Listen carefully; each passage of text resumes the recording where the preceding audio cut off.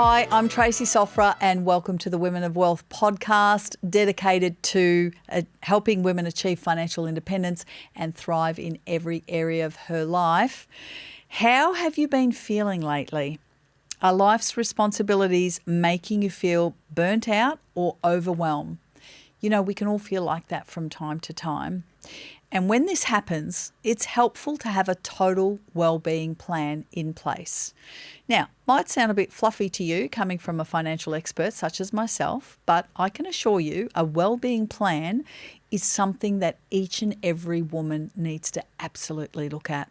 So let me talk about what is a total, wellbeing plan. Well, a total wellbeing or total wellbeing in itself means maintaining a healthy balance of self-love, social connections, and engagement with your surroundings. Yeah? So a lot of that self-love, social connection, engagement, connections with the people and the loved ones around you. And a total wellbeing plan is an intentional program for daily actions that improve one's sense of well-being. So what I'm going to do is I'm going to share with you 7 ways a wellbeing plan can benefit you, as well as ideas to implement your own plan. So let's get started. First one is maintaining a positive mindset. Doesn't everything start and end with mindset when it comes to our personal selves and looking after ourselves and our self-care? Because our brains are constantly trying to protect us from potential threats. Caveman days, right? We can sometimes build a negative mindset. But the good news is that we can counteract those negative thoughts with a wellbeing plan. Depending on what works for you, you can incorporate journaling, which I love, by the way. It's sort of like a detox, pen to paper. It's sort of like a detox. It just takes everything out. And the pen to paper action, as opposed to on the computer, is so much better. It's very tactile. So journaling, incorporate some journaling, or practice positive affirmations. If that works for you, it doesn't work for everyone. But if that works for you, and that can really change and really kind of put a bit of a circuit breaker on your negative self-talk. Okay, so negative self-talk is something we don't want. So we want to be totally in tune with ourselves and have those positive affirmations, have that journaling that may really help maintain a positive mindset. The second one here in your total wellbeing plan is improving your physical health. I can't stress this enough as I get older. A healthy body absolutely decreases your susceptibility to illness and disease. We all know this.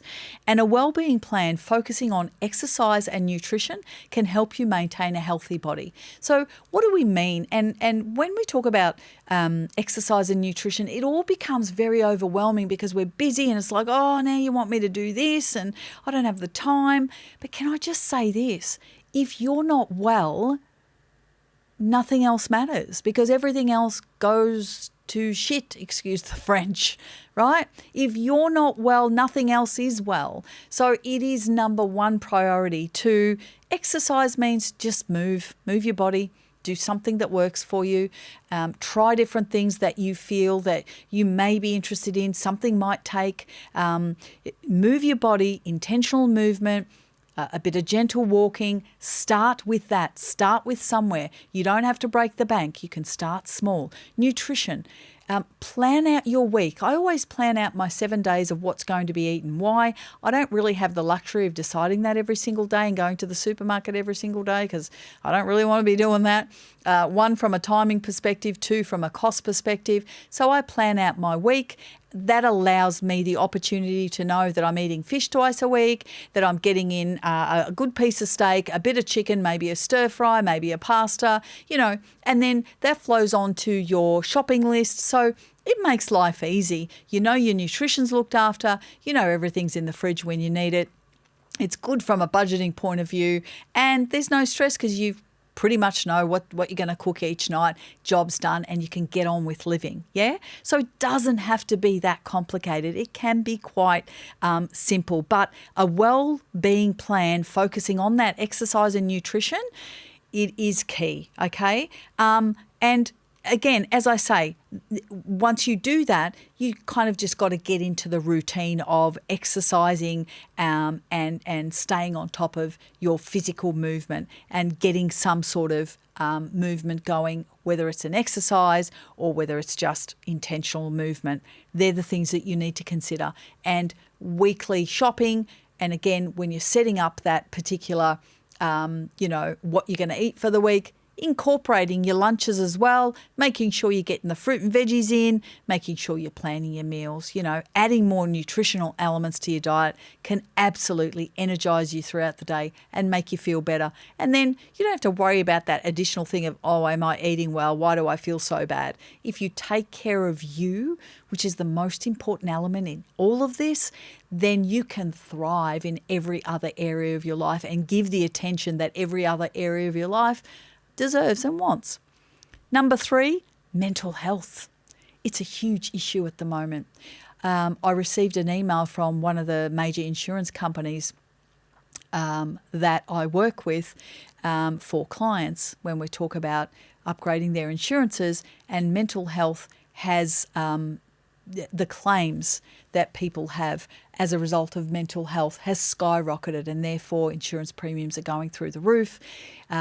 We are in epidemic proportions when it comes to mental health. So one of the best ways to care for yourself mentally is to have a well-being plan that incorporates a sustainable work-life balance.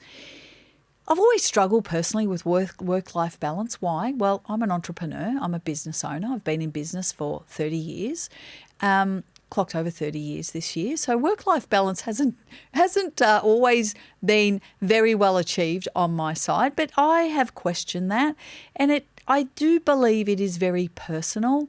If you love what you do, and if it is your passion and your drive and it makes you happy, what is then work-life balance was what I had questioned on a personal level. But again, I'm going to leave that to you individually. Creating boundaries around your personal life and your work life, whether you're an entrepreneur or a business owner, I believe is still incredibly important. So I believe it's about, finding that right balance between your passion and your family and creating those boundaries. But your plan can also include talking to a therapist. And, the stigma of that back in the 80s, I consider myself a young teenager in the 80s. There was a huge stigma around it. Now, I think it's something that most people should do. It doesn't have to be therapy. It could be a life coach. It could be anyone. But, speaking to someone can also incredibly help your mental health. Setting boundaries, as I say, boundaries are so important. No one will say, oh, Trace is overworked, we won't bother her. Everyone is motivated by self-interest. I understand that. It is up to the individuals to set the boundaries around themselves so they're protecting themselves in a way that not only protects them but protects their energy enough that they can then continue to help all the people around them. If they are burnt out and not creating those boundaries and not looking after themselves, they can't look after the people around them. They can't, for example, in my scenario, I can't look after my family. I certainly can't look after my clients or my WOW members or anyone if I don't create boundaries and look after me. So I'm saying the same thing for you. Make sure that you're doing that. Maintaining your social connections are so important. We know that people who have a purpose, who are socially connected, who are not on their own, we know they live longer. The stats are there. I'm not making this up. We all know that. So checking in with yourself regularly through journaling, meditation, or prayer is another way of making sure that your mental health is looked after. Number 4, cultivating strong relationships and social health. Your relationships are so important. It's no secret that spending time with loved ones is good for your total well-being. It feeds your soul. Good social health can also positively impact other areas of our lives. Such as your physical and mental health, okay? We know that. We're social beings. We're designed to connect. That is our sole purpose on this earth. So make sure you take time to spend time, quality time, or any time that you've got with loved ones by creating a plan for how you want to spend that time, yeah? Perhaps you want to minimize the presence of phones and screens. I would dump them completely, because I feel that when you're with the people you love and the people you want to spend time with, I think it's a little bit rude if you got your face in your phone, or constantly distracted by your phone.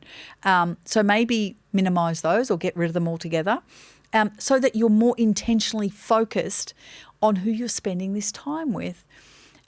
Or you can plan special activities that foster the opportunity for intimate conversations. Now, once a month I catch up with my sisters and we just love it. We laugh and laugh and laugh, and it just brings me back to home. It brings me back to the people that I love the most, and the people that they're my sisters. So I can be me without any false pretenses, without any judgment. It's a safe, beautiful, beautiful space, and it feeds my soul. And it's like, when you've had a really nice meal and you're full as a goog and your tummy's feeling good, it's that feel good from a social and from a loving perspective. It's that full tummy feeling. Number 5, having better control over your finances. Of course, this is part of a wellbeing program. Financial wellbeing may look different to everyone, but financial wellbeing is something that should be spoken about and taught continuously. It is pivotal to overall wellbeing. But good financial health typically involves, what does it typically involve? Well, budgeting and knowing where you stand financially. How do you have financial well-being if you don't know where the hell you are with your money? You need to know where you stand. You need to know your budget's in order, and being able to cover unexpected expenses as they arise. How do you do that?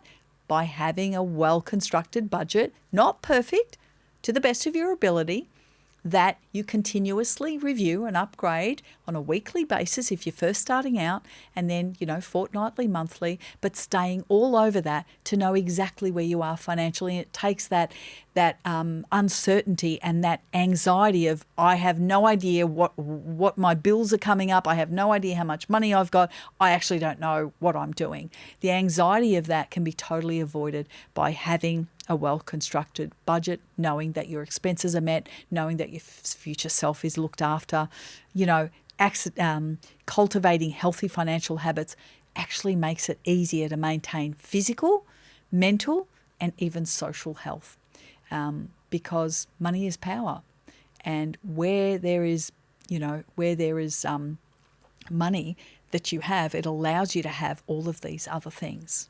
So please do not exclude financial well-being out of the equation.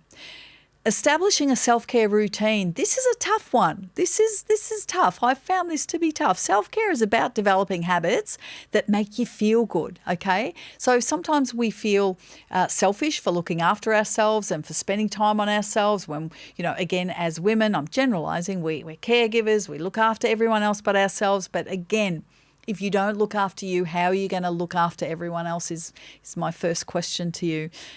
So make sure you're cultivating good habits that make you feel good, and not just in the moment, but over the long term. What are those things over the long term that are going to make you feel good? So a well-being plan can help you solidify some sort of a self-care routine that goes beyond bubble baths and face peels. Never had a face peel, but they're great too. Don't get me wrong. They're nice and they work well as well. But some other self-care might look like this. Working on your mindset, building time into your schedule to exercise. That's looking after yourself, isn't it? Or to move, go for a walk with your girlfriends, take the dog for a walk. Regularly updating your budget. I know it doesn't sound like fun, but how much fun is it when you've done it and you know you're okay, and you just found out that all your bills are paid, that you've got some fun money in the fun bucket, you've got some money in the investment bucket, and all your bills are paid. Happy days. So today's great while there's life. Future self is happy too. Now how does that feel when I say regularly updating your budget? It's a bit more exciting, isn't it? Yeah? Setting healthy boundaries. Remember the boundaries? Healthy boundaries are great. Avoiding unhealthy foods and substances. Stay away from things that do not serve you. And one final thing, giving your body enough rest. This is one thing that my generation, I believe, has struggled with. We just push through, the pushing through. Oh, we'll just get on with getting on because we just get on with getting on. That's good. That is good in itself as well. But we need to understand when that is not good for us and when we need to back off. How do you know that? Use your intuition, use your instincts, and listen to your body, but give your body enough rest. So establishing a self-care routine or some sort of ritual is something you do weekly or monthly to help you de-stress and make sure that you improve your mental and emotional well-being. That's what it's all about. Number 7, achieving quality sleep. Sleep is highly underrated, right? Do you have a sleep routine that fosters healthy sleep is my question. Because if you're going through, before you go to bed, social media, blue screens, if you're doing all of that, the LED lights and the constant stimulation can cause your brain to be more alert. We know this. So making it more difficult to fall asleep. This is not a good nighttime routine. A good nighttime routine is actually dimming lights, hot cup of milk.